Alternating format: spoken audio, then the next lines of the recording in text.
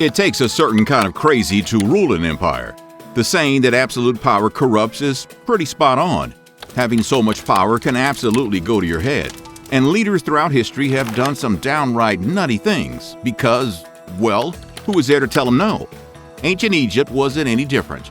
From a pharaoh that answered messages via flatulence, to one that covered his servants in honey, to one that named an entire city after his near-death experience with a crocodile, here are some of the craziest leaders throughout Egyptian history.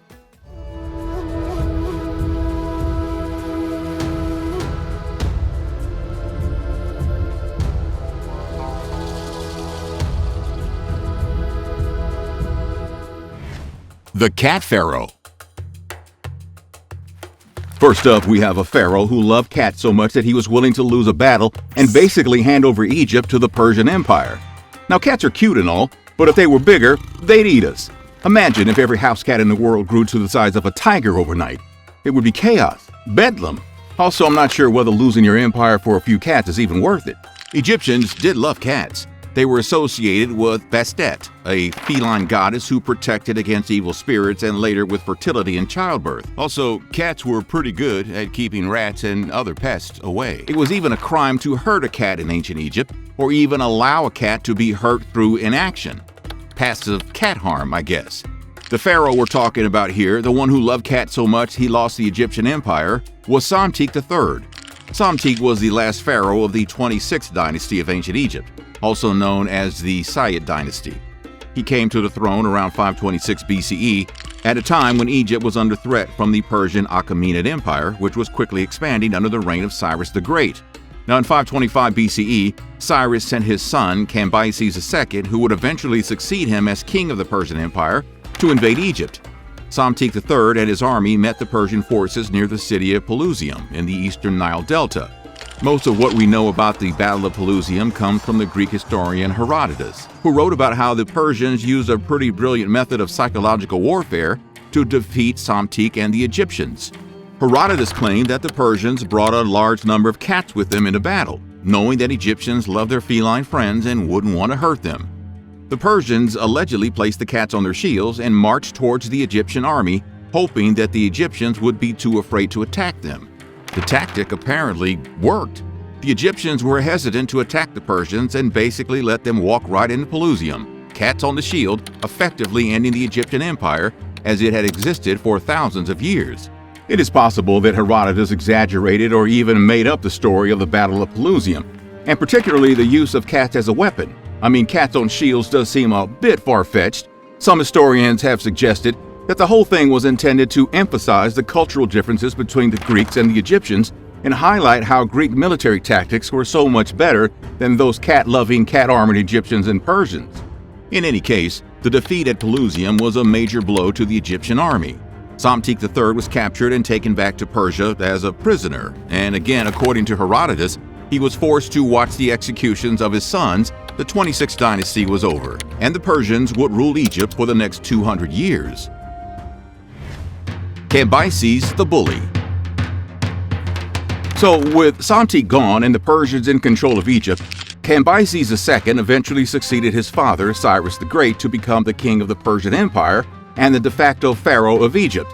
And he was apparently a real bull-y. Sorry, you'll get the pun in a second. During his reign over Egypt, Cambyses basically gave the middle finger to the Egyptians and their religion too, disrespecting the local populations and the traditions they held sacred. Kind of like an extension of the cat thing. One incident in particular was a famous account of the Persian king allegedly piercing a sacred bull, an animal that was highly revered in Egyptian religion, and doing it in front of a group of Egyptian priests. Once again, according to Herodotus, Cambyses killed an Apis bull, which was considered to be the living embodiment of the god Ptah, as an act of mockery towards the Egyptian religion. The Apis bull was a sacred animal for the Egyptians and was believed to have divine powers. Killing one was a big no-no in ancient Egypt, right up there with cat murder. As he was puncturing the bull, Cambyses was apparently laughing and said something along the lines of, "This is a god worthy of the Egyptians," as the Egyptian priests looked on, horrified. Cambyses also ordered the destruction of many temples and religious sites throughout Egypt. He also forced many Egyptians into forced labor for new building projects, and became notorious for handing out pretty harsh punishments, like getting your skin torn off alive. Cambyses obviously didn't make many friends in Egypt, and instead exacerbated tensions between the Egyptians and their Persian overlords, tensions that would linger for the next couple hundred years. Pepi II's honey servants. If you're one of the longest reigning rulers in history, you're probably bound to develop a few eccentricities. By some accounts, Pepi II Neferkare was the longest reigning ruler in history. He ascended to the throne at just 6 and lived to the ripe old age of 96, making his 90-year stint as pharaoh 18 years longer than the next longest king, Louis XIV. Pepi did rule over 4,000 years ago, though, and time tends to play tricks on historical memory, so take the length of his reign and what's about to come next with a grain of salt. Pepi II did a lot of good things for Egypt during his alleged 90 years on the throne from around 2274 to 2184 BC. Now, to be fair, his mother was co-regent during the early years, but still he ended up constructing tons of pyramids and temples throughout the empire, including at Abydos, Memphis, and Saqqara. He also helped expand Egyptian trade relations and strengthen the Egyptian economy despite dealing with a few famines and some not insignificant political unrest. But Pepi II is probably best known for strange behavior. According to some ancient sources, he was obsessed with the idea of immortality, and he believed that covering his servants with honey would keep him young and healthy. The legend basically goes like this. One day, he hit on the idea of having his servants covered in honey so that they would attract flies and other insects away from him. Why not, said Pepi, who then made sure his servants were covered from head to toe in honey and left to stand in the sun. The insects, attracted by the sweet scent of honey, swarmed around the servants instead of bothering the pharaoh.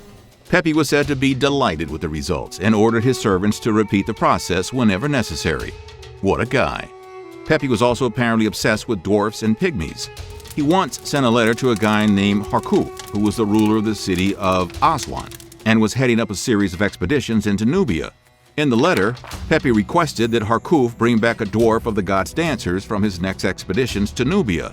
And in a later letter, Pepi II asked Harkuf to bring back another dwarf as well as a pygmy. Now, it's not quite clear why Pepi II was so obsessed with acquiring dwarfs and pygmies, but it may have been related to his belief in their perceived magical powers or their use as entertainers in the royal court. In any case, the letters provide a rare insight into the mindset of a pharaoh who was known for his unusual behavior and strange requests. The letters are also pretty interesting because of the fact that they're some of the oldest known examples of written correspondence between two historical figures dating all the way back to 2200 BC. The fact that such a letter has survived for over 4,000 years is pretty incredible, though Pepi probably would have been more impressed if it was covered in honey and delivered to him by a pygmy. Pepi would have loved sitting down in front of ancient Egypt's equivalent of a TV, covering his servants in honey and then watching Magellan TV's Hidden History of Egypt. In the documentary, Terry Jones of Monty Python fame guides you through a hilarious and enlightening glimpse of ancient Egypt as it was to the everyday people that Pepi liked to cover in honey. Not only is Magellan TV the best value of any premium documentary streaming service, but it's also the highest-rated documentary streaming app on Google Play. And that's because Magellan TV is all about the drama of real life, from history to science to crime to nature, and to Terry Jones dressing up in Egyptian garb and reminding you why The Life of Brian is one of the best movies ever made. And with over 20 hours of new content added weekly, there's always something new to discover on Magellan TV. Plus, with 4K always included in your subscription, you'll feel like you're right there in ancient Egypt, slathering people with honey just like Pepi. The best part, aside from the honey, is that Magellan TV never buries your viewing experience with ads. That's right, the ads are missing just like Cleopatra's tomb and Pepi II's conscience. You can try this fantastic service for a whole month. Start your free 1-month trial today, which can be accessed at try.magellantv.com/nuttyhistory. Check out the finest history documentaries available on Magellan right now. The Heretic King. You know, a lot of leaders throughout history have tried to start their own religions or repurpose already existing ones. Henry VIII broke from the Catholic Church and started the Church of England so he could get a bunch of divorces. Genghis Khan was good at adopting many religions to appease the people in all the regions he conquered throughout Asia.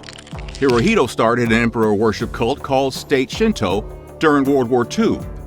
But the Egyptian pharaoh Akhenaten might take the cake for the boldest attempt at religious reform, if you can call it that, in history. Akhenaten reigned from 1353 to 1336 BCE. Originally named Amenhotep IV, he's considered one of the most controversial and enigmatic rulers in all of Egyptian history. During his reign, he launched a religious revolution that tried to replace the traditional polytheistic religion of Egypt with the worship of a single god, the sun god Aten. Amenhotep loved Aten so much that he changed his name to Akhenaten to prove it.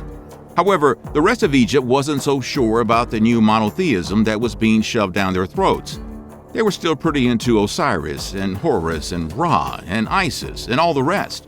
Akhenaten's religious reforms were radical for their time, to say the least. Going from a polytheistic religion full of many different gods that many people worship at many different times for many different reasons, to a monotheistic one is like being told at a restaurant you frequently go to is now only serving cheese. Just cheese. Cheese and nothing else. And you'll like it and you'll tip your server graciously. He even ordered the construction of a new capital city called, unsurprisingly, Akhenaten, which was dedicated to the worship of Aten and designed to reflect Akhenaten's vision of a more spiritual and utopian society. He seemed to have good intentions for the whole thing and truly thought Egypt could enter some form of utopia if the population would just accept that Aten was the one true god. The city was located in what is now known as Amarna, between Thebes and Memphis on the Nile, and was packed full of temples dedicated to Aten. Akhenaten's love of Aten also had some interesting effects on Egyptian art and architecture. He's credited with introducing a new style of art that focused on naturalism and emphasized the human form. A lot of his sculptures and beliefs depict him and his family in intimate, informal poses, which was a radical departure from the formal and stylized art of earlier periods in Egypt. Despite Akhenaten's efforts to promote the worship of the Aten, his reforms were ultimately short-lived. After his death, which some say was a natural one and others say could have been an assassination as a result of his monotheism, his son, Tutankhamun, yes, King Tut, and other members of the ruling elite worked to restore the traditional polytheistic religion of Egypt. Akhenaten's city of Akhenaten was abandoned and fell into ruin, and his religious beliefs were largely forgotten. Hatshepsut's beard. Throughout history, a lot of women have dressed up as men to be accepted in male-dominated areas like the military and pretty much anything else that didn't involve raising kids or tending to the house. Joan of Arc dressed as a man and led the French army to victory in the 100 Years' War. Then there's the legend of Mulan, who did basically the same thing in China. The Egyptian pharaoh Hatshepsut may not have gone to those extremes, but she did have a whole lot of statues made depicting her as a man. Hatshepsut was one of the most successful pharaohs in ancient Egyptian history, reigning from around 1479 to 1458 BCE during the 18th dynasty. One of the most unusual aspects of her reign was her depiction in artwork and sculptures wearing the traditional pharaonic false beard, which was a symbol of male power and authority. A lot of her statues depicted her with female facial features and a beard and a male body, something entirely unique in Egyptian history and history in general. It's thought that Hatshepsut decided to have herself depicted as a man as a calculated move to assert her authority and legitimacy as a female ruler in a male-dominated society. It makes sense. By adopting all the trappings of male power, Hatshepsut was probably trying to present herself as an equal to her male counterparts and to emphasize her right to rule as pharaoh. Interestingly, Hatshepsut's portrayal with a beard wasn't unique to her reign. Female deities like Hathor and Isis were also depicted with beards in Egyptian art, so the beard may have been viewed as a symbol of divine power and wasn't just simply a marker of the male gender.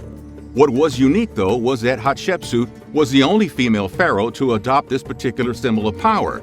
I mean, you never saw Cleopatra with a beard, right? Despite her successful reign, Hatshepsut's legacy was largely erased after she died, and a lot of her monuments and images were destroyed. The culprit behind a lot of this was probably Hatshepsut's successor, Thutmose III. Hatshepsut was both the aunt and stepmother of Thutmose III. Now take a deep breath while we try to explain the complexities of ancient Egyptian royal family structures. Here we go. Hatshepsut was married to Thutmose II, who was Thutmose III's father.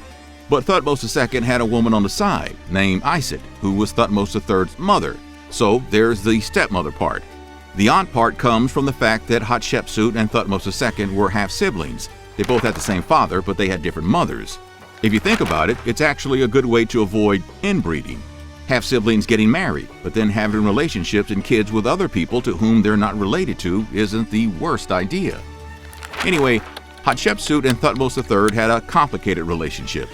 Hatshepsut initially served as regent for Thutmose III, who was still a child when his father and Hatshepsut's husband Thutmose II died. As regent, Hatshepsut took an active role in governing Egypt, and she started a bunch of ambitious building projects and military campaigns that stuffed the Egyptian coffers full of gold and spices. Now eventually, Hatshepsut declared herself Pharaoh, a move that was unprecedented for a woman in ancient Egypt. It's not quite clear why she did it, but she probably wanted to consolidate her own power and really liked messing with people by having statues carved of her with a beard and a male body. Thutmose III was still too young to take over as pharaoh when Hatshepsut was officially coronated as pharaoh.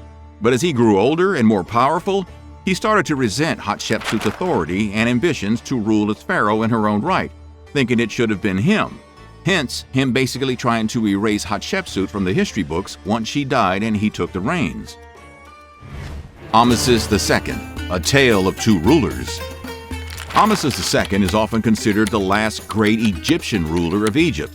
He was the father-in-law of Psamtik III, the pharaoh that we mentioned at the top, who came to power and was almost immediately defeated by the cat-wielding Persians. In a sense, there would never be an actual ruler of Egypt after that. The Persians took control, then Alexander the Great came along and conquered it. Then the Ptolemaic Greeks ruled for another couple hundred years until Cleopatra came around and was finally defeated by Octavian and the Roman Empire. Anyway, in a lot of respects, Cambyses was a great pharaoh. He didn't come from a noble background. He was a commoner who rose through the ranks of the Egyptian military to become a commander. In 570 BC, he led a rebellion against the pharaoh Apries and successfully overthrew him to take the throne.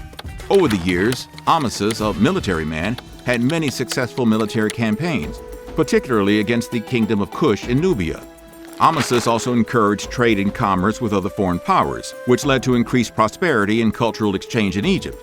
He was also known for his religious tolerance, allowing people of different faiths to worship freely in Egypt. Under his rule, our aforementioned friend and historian Herodotus visited Egypt and wrote extensively about its culture and customs. And here's where things get weird. Herodotus also portrays Cambyses as a bit of a drunk and a kleptomaniac. According to our Greek historian, Cambyses would steal anything he could get his hands on, including gold and silver from the temples. He was also apparently an alcoholic who would spend his days drinking and partying with his friends, and when he received diplomatic letters that he didn't like, he would respond by farting at the messenger. Better than other responses other leaders would give. What else do you want to know about ancient Egypt pharaohs? Let us know in the comments. And don't forget to like and subscribe for more nutty history.